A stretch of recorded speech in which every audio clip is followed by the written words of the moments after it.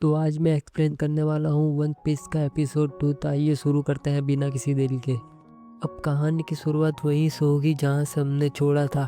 अब यहाँ पर कोबी उस कैप्टन से कहता है कि क्या मैं भी आपके ग्रुप में काम कर सकता हूँ। जो सुनकर कैप्टन उसे कहता है कि काम अच्छे से करना, क्योंकि हमारे काम में बहुत खतरे होते हैं। ये सुनकर कोबी खुश हो जाता है और उसे समझ में आता है कि उसे यहाँ नौकरी मिल गई है। और कोबी ये बात सुनकर कैप्टन को सल्यूट करता है। अब एक तरफ लूफी और जोरो अपनी मंजिल की तरफ निकलने वाले थे, लेकिन तभी ये लोग वहाँ पर आ जाते हैं। कोबी और नेवी वाले सब उन्हें सल्यूट करते हैं और अलविदा कहते हैं, जिसे देखकर जोरो कहता है कि ये पहली बार हुआ है कि नेवी वाले किसी को सल्यूट कर रहे हैं। बहुत खूब लूफी। उसके बाद वो दोनों अपने सफ़र की ओर निकल पड़ते हैं। अगले सीन में हम लूफी को देखते हैं जो कि कह रहा होता है कि चाहे कुछ भी हो जाए मैं किंग ऑफ पायरेट बनकर ही रहूँगा, क्योंकि मैंने किसी से वादा किया है और इसी के साथ मैं एक अच्छा क्रू बनाऊंगा और वन पीस खजाने को हासिल करूंगा। नेक्स्ट सीन में हम 3 पायलट्स को देखते हैं, जिसमें से एक पायलट कहता है कि क्या बात है, आज तुमने बहुत बड़ा हाथ मारा है। हाँ, और लगता है कि आज कैप्टन बगी हम पर गुस्सा नहीं होंगे। एक्चुअली ये तीनों बंदे कैप्टन क्रू के ग्रुप में है और कैप्टन बगी को खुश करने के लिए इन्होंने थोड़ा बहुत माल भी जमा कर रखा है। और तभी इन तीनों को अपनी ओर आती हुई एक बोट दिखाई देती है और इस बोट के अंदर हम वही लड़की देखते हैं जिसका नाम नामी है, जो कि हमने उस पायरेट के शिप पर भी देखी थी। वो तीनों अपनी नाव उस लड़की के पास ले जाते हैं और कहते हैं ए लड़की चल उड़िया। जिसके बाद उठकर उनसे कहती है कि आज समुंदर कुछ ज़्यादा ही गर्म है, मुझे बहुत प्यास लगी है, क्या आपके पास पानी है? अगर आपके पास पानी है तो मैं आपको अपना सारा सोना दूंगी अगर आप मुझे थोड़ा पानी दे देंगे तो। और वो तीनों खजाने की बात सुनकर सीधा उस बक्से के पास जाकर उस बक्से को खोलते हैं, लेकिन उस बक्से में कुछ नहीं होता सिवाय एक टेडी बियर के। और जब वो पायलट गुस्से में पीछे देखते हैं तो नामी उनकी बोट लेकर काफ़ी दूर चली जाती है। और अगले सीन में हम लूफी और जोरो को देखते हैं और इसी बीच हवा के एक तेज़ झोंके की वजह से लूफी की कैप हवा में उड़ जाती है।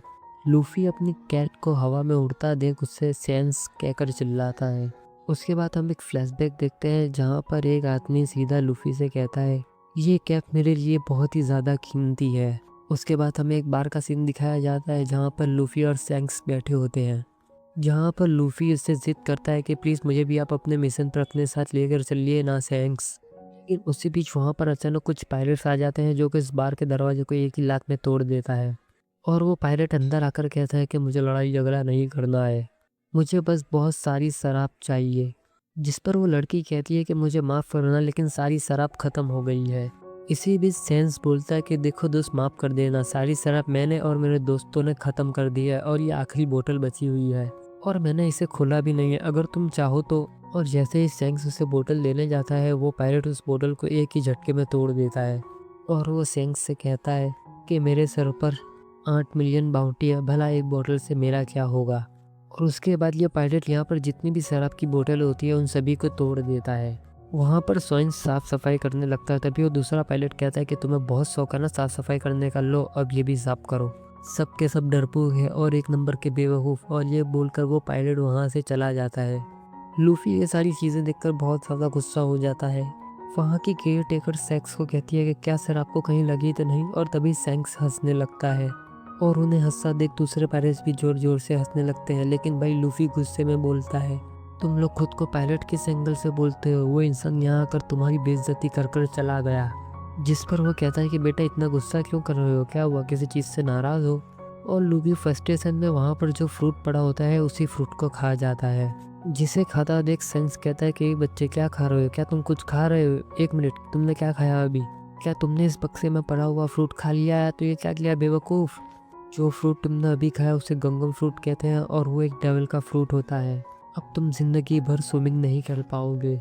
उसके बाद सैंक्स उसे उल्टा कर कर कहता है कि फ्रूट बाहर निकालो, लेकिन अब लगता है कि लूफी की बॉडी रबड़ की बन चुकी है। अब हम अगले दिन का सीन देखते हैं जहाँ पर लूफी उसी इंसान के पास जाता है जिसने सैंक की बेइज्जती की थी और वो उससे सैंक्स को माफ़ी मांगने के लिए कहता है। और तभी वो बार की बारटेंडर और वहाँ का मेयर वहाँ पर पहुँच जाते हैं। सर मैं नहीं जानता कि लूफी ने आपको क्या कहा है, लेकिन सर प्लीज़ आप इस बच्चे को नुकसान मत पहुंचाइएगा, प्लीज़ कैप्टन, मैं आपके हाथ जोड़ता हूँ। लेकिन तभी वहाँ पर सैंक्स आ जाता है और वो कहता है कि मेयर आपको इससे माफ़ी मांगने की कोई ज़रूरत नहीं है, क्योंकि अब माफ़ी तो ये हमसे मांगेगा, क्योंकि सैंक्स अपने पूरे क्रू को लेकर वहाँ पर पहुँच चुका था। जिसे देखकर वो कहता है कि ओह सारे डरबुक यहीं पर आ गए हैं। तभी सेंस लूफी से कहता है कि हे लूफी, तुमने मुझसे एक बार कहा था ना कि तुम्हारा पंच बुलेट से भी ज़्यादा तेज़ है। लेकिन इसी बातों के बीच वहाँ पर एक पायलट सैंक्स को पे बंदूक रख कर खड़ा हो जाता है। लेकिन भाई सैंक्स का पायलट उल्टा उसे ही बंदूक से उड़ा देता है। और सैंक्स गुस्से में बोलता है कि उस दिन तुमने मेरे ऊपर शराब गिरा दी थी, लेकिन मैंने कुछ नहीं कहा। लेकिन कोई अगर मेरे साथी को परेशान करेगा तो मैं चुप नहीं बैठूंगा, और अब तुम्हें इसकी सारी कीमत चुकानी होगी।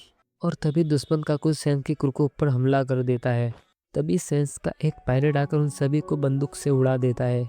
ये पायलट देखता है कि इसके सारे लोग हार चुके हैं और ये लोग कुछ ज़्यादा ही खतरनाक है। तभी वो वहाँ पर एक स्मोक बॉम्ब करता है और वहाँ से भाग जाता है। और जैसे ही धुआं साफ होता है हमें पता चलता है कि लूफी भी गायब है।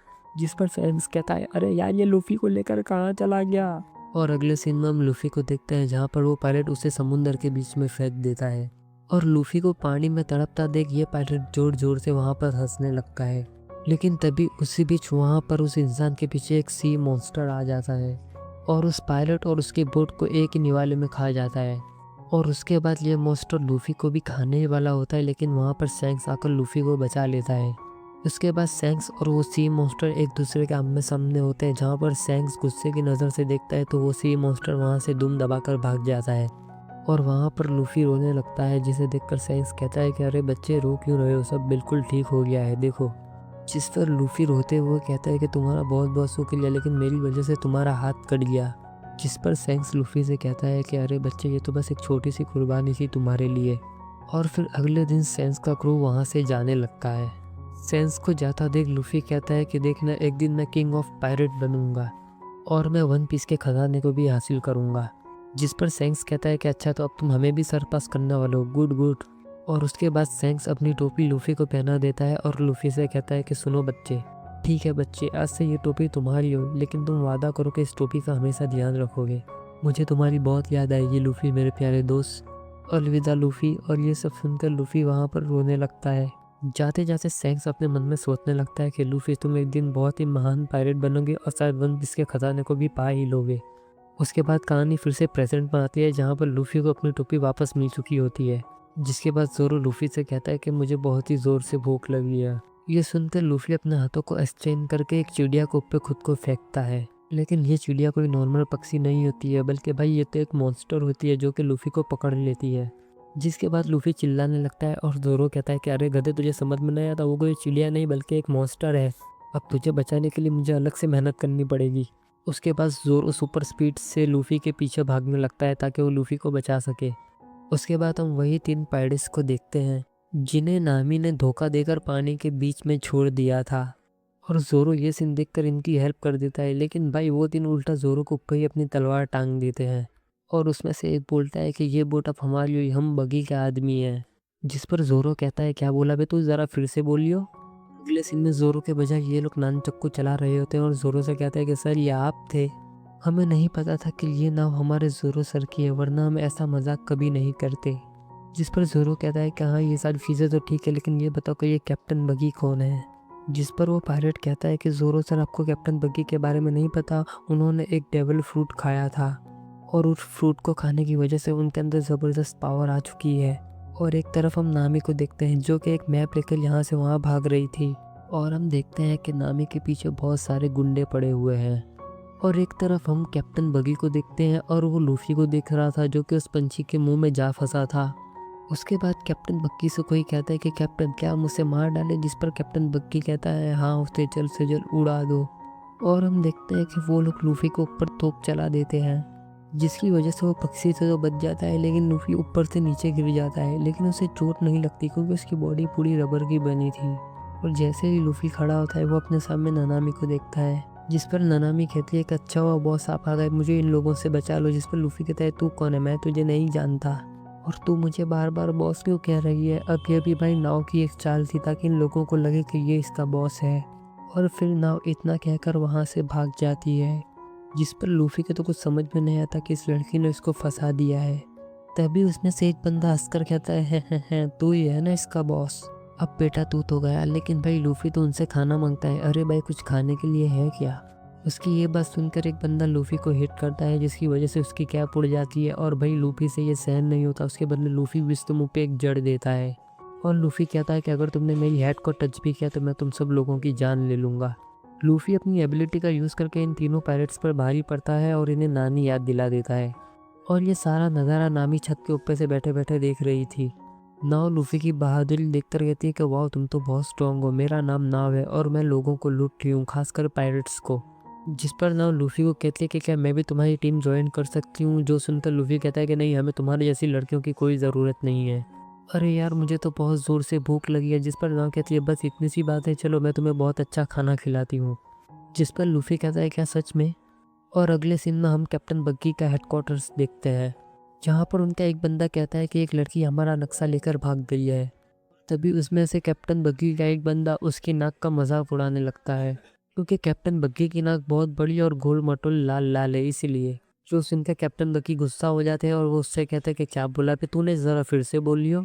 और वहाँ पर जितने खड़े लोग थे वो लोग अचानक डरने लगते हैं। भाई आज तो कैप्टन बग्गी इसका पजामा बिना छुए ही फाड़ डालेंगे। और कैप्टन बग्गी बिना उस बंदे को हाथ लगाए हवा में उठा देते हैं और सब हैरान होते हैं कि कैप्टन बग्गी ने बिना हाथ लगाए इस बंदे को हवा में कैसे उड़ा लिया। जिस पर वो बंदा उससे कहता है कि प्लीज़ कैप्टन बग्गी मुझे माफ़ कर दीजिए, आगे से मैं इस बात का ध्यान रखूंगा और दोबारा ऐसा कभी नहीं कहूँगा। और फिर कैप्टन बग्गी उसे छोड़ देता है और माफ़ कर देता है। और दूसरे सीन में हम लूफी को देखते हैं जो कि खाना खा रहा था। नामी उसे बताती है कि मेरे पास एक ऐसा मैप है जो कि ग्रैंड लाइन का है, जिसके अंदर वन पीस खजाने का पता है। जिस पर लूफी कहता है वाह क्या बात है, क्या तुम्हें नक्शा देखना आता है? जिस पर नाव कहती है कि हाँ मुझे आता है, मैं एक स्किल्ड नेविगेटर हूँ। क्या बात है, हमें एक नवा टीम मेंबर मिल गया, अब से तुम मेरी टीम में हो। लेकिन तभी इस बीच नामी बाहर दिखती है, जहाँ पर दो गुंडे उसे पकड़ने की बात कर रहे थे, क्योंकि उसने कैप्टन बग्गी का सबसे खास नक्शा चुरा लिया है। और तभी नामी दिमाग लगाती है, जिस पर वो लूफी को कहती है कि मैं तुम्हारी टीम में ज्वाइन होने के लिए तैयार हूँ, लेकिन तुम्हें मेरी कुछ शर्तों को मानना होगा। जिस पर लूफी कहता है शर्तें? कौन सी शर्तें? उसके बाद नामी लूफी को रस्सियों से बांध देती है और कहती है कि मैं तुम्हें कुछ और गुंडों से मिलवाना चाहती हूँ। अब अपना लूफी होता है भोला इंसान जो कि नाव की बातों को मान लेता है। और एक तरफ हम कैप्टन बग्गी को देखते हैं जो कि कहता है कि जाओ जल्द से जल्द उसे ढूंढ कर लाओ, मैं उसे जिंदा चबा जाऊंगा जिसने भी मेरा नक्शा चुराया है। लेकिन इसी बीच वहाँ पर नामी लूफी को लेकर आती है और कैप्टन बग्गी से कहती है ये रहा आपका नक्शा और ये इस बंदे ने चुराया था। अब भाई कैप्टन बग्गी को नक्शा मिल जाता है, जिस पर कैप्टन बग्गी काफ़ी ज़्यादा खुश हो जाता है। तभी नाव उनसे पूछती है कि क्या मैं भी आपका क्रू ज्वाइन कर सकती हूँ? जिसके बाद कैप्टन बग्गी कहता है कि हाँ तुम अब हमारी टीम में हो। जिस पर नामी कहती है यस, अब मैं इतना भी खजाना बड़ी आसानी से लूट लूँगी, इन पायरेट्स को बुद्धू बनाना कितना आसान है। और अगले सीन में हम लूफी को एक पिंजरे में बंद देखते हैं। इन लोगों ने लूफी को पिंजरे में बंद कर दिया था और बाकी के क्रू मेंबर्स नामी की टीम में आने की वजह से पार्टी करने लगते हैं, क्योंकि वो खुद थे कि उनकी टीम में एक सदस्य बढ़ गया। तभी कैप्टन बग्गी बोलता है कि आपने बहुत ज़्यादा खुश हूँ, मेरी प्यारी बग्गी को लाया जाए। तभी एक बंदा वहाँ पर बॉल जैसी चीज़ लेकर आने लगता है, जो देखकर नामी को कुछ समझ में नहीं आता कि आखिर ये स्पेशल बग्गी बॉल है क्या। और उसके बाद इस बॉल को एक तोप के अंदर भरा जाता है और जैसे ही वो बॉल ब्लास्ट होती है वहाँ पर एक बहुत ही बड़ा धमाका होता है। टाउन में जितने भी घर थे वो सारे तबाह हो जाते हैं और ये बात जोरो भी नोटिस कर लेता है, क्योंकि उसका धमाका बहुत ही ज़्यादा खतरनाक था। जो देखकर कैप्टन बग्गी कहता है वाह वाह बहुत बढ़िया, मैं इस शक्ति और डेवल फ्रूट की मदद से उन सभी पायरेट्स को कॉन्कर करूँगा। जिस पर लूफी कहता है नहीं नहीं वो तो मैं करूँगा। जिस पर नामी कहती है कि सर आप इसकी बातों पर ज़्यादा ध्यान मत दीजिए, ये थोड़ा दिमाग से पैदल है। अच्छा तो ये दिमाग से थोड़ा पैदल है, लेकिन मैं चाहता हूँ कि तुम अपनी वफादारी प्रूफ करने के लिए इसे ख़त्म कर दो। जिस पर कैप्टन बग्गी नामी से कहता है कि जाओ लूफी को ख़त्म कर दो। और इसी के साथ ये एपिसोड यहीं पर ख़त्म होता है। अगर दोस्तों आपको एपिसोड अच्छा लगा तो चैनल को लाइक शेयर और सब्सक्राइब भी कर दीजिए। Thanks for watching guys.